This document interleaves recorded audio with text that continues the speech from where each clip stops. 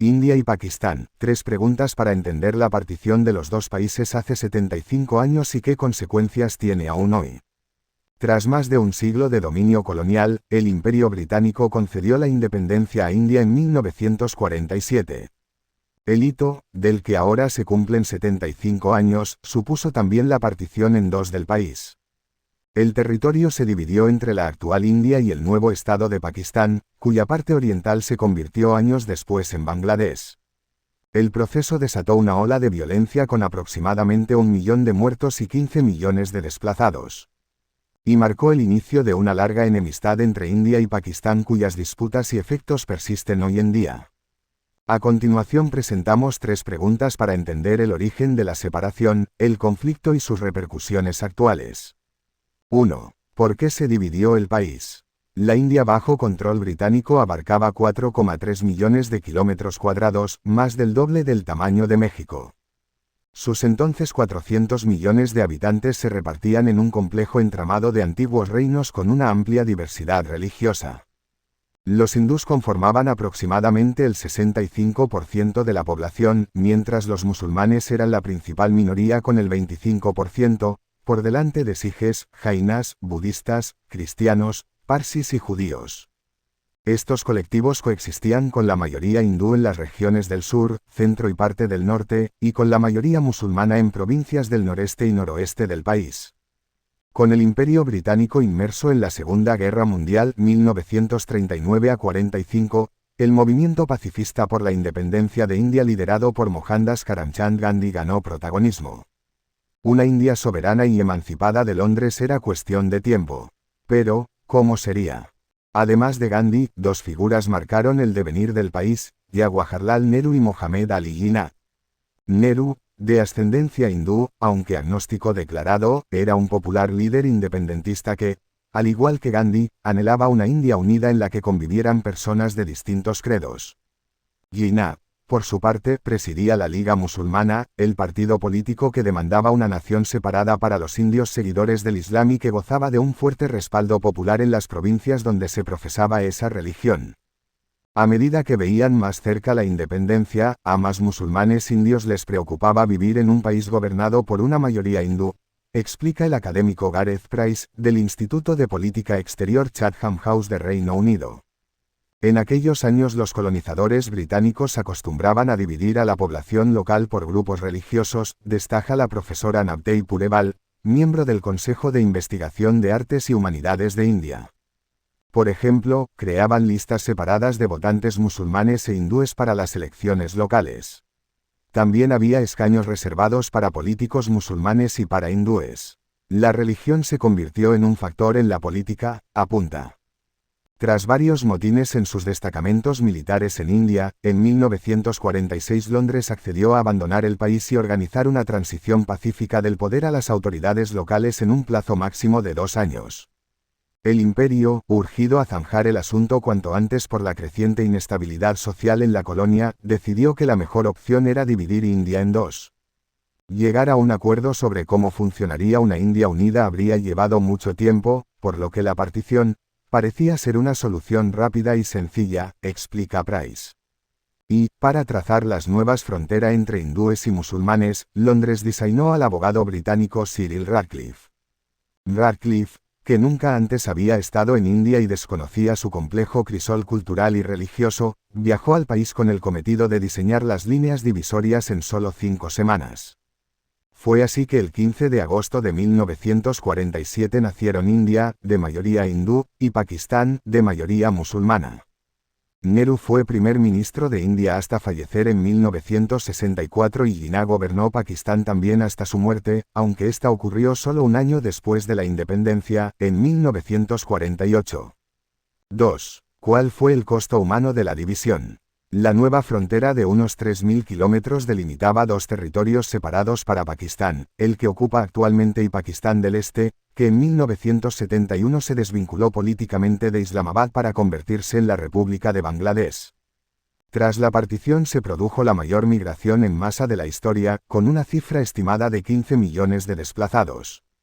Hindús y sijs que vivían en territorio asignado a Pakistán emprendieron el camino hacia un futuro incierto en India, mientras musulmanes hacían el recorrido opuesto.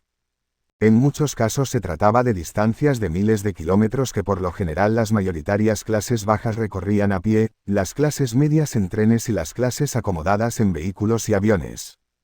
Los meses posteriores a la independencia también estuvieron marcados por la radicalización del conflicto étnico, que produjo un derramamiento de sangre en un ambiente de caos e impunidad.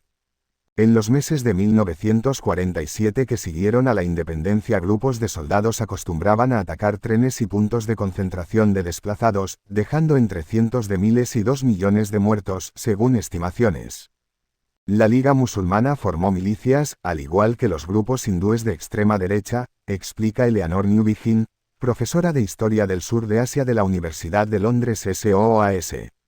Los grupos terroristas expulsaban a la gente de sus aldeas para ganar control en su bando, afirma. Gran parte de la violencia ocurrió en el estado fronterizo noroccidental de Punjab, donde las turbas se ensañaron especialmente con las mujeres, que sufrieron violaciones y mutilaciones. Solo en ese estado se estima que unas 100.000 mujeres fueron secuestradas, violadas y en muchos casos forzadas a casarse con sus captores. Además, la casi impenetrable alambrada que separa a los dos países dejó a millones de familias divididas de forma permanente. Y las fronteras siguieron siendo objeto de disputa entre India y Pakistán hasta el día de hoy.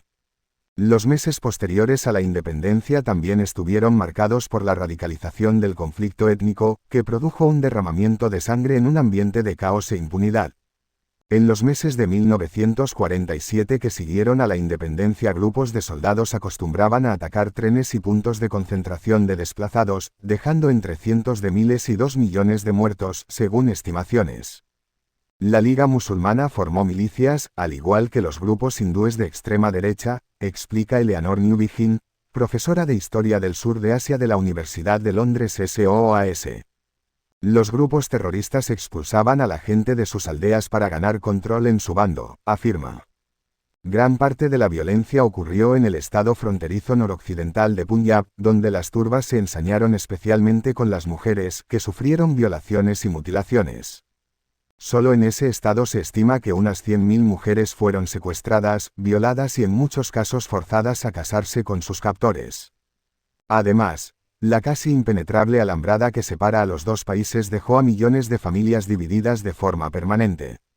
Y las fronteras siguieron siendo objeto de disputa entre India y Pakistán hasta el día de hoy.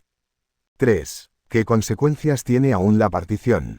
Cachemira, una región del Himalaya conocida por la belleza natural de sus paisajes y también por su diversidad étnica, ha sido el principal foco de conflicto desde la independencia hasta hoy. Según el plan de reparto contemplado por el Acta de Independencia de India, Cachemira podía elegir libremente si ser parte de India o de Pakistán. En 1947, el gobernante local, Maharaja Hari Singh G.H., eligió India, lo que provocó el estallido de una guerra que duró 2 años. Desde entonces India mantiene el control de aproximadamente la mitad de la región, mientras Pakistán domina algo más de un tercio en las áreas del noroeste, y China administra los territorios restantes, en el norte y noreste. La región es frecuente foco de conflicto de mayor o menor intensidad.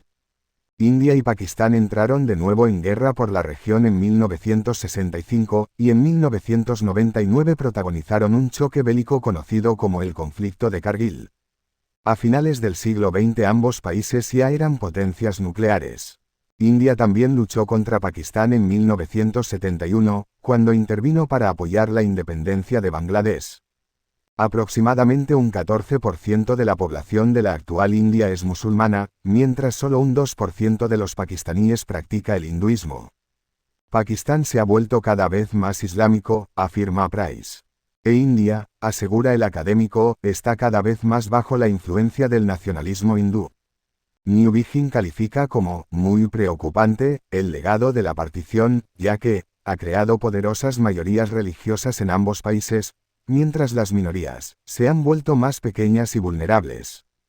Para la profesora Nabtei Pureval, la división del país podría haberse evitado. Crear una India unida pudo haber sido posible en 1947.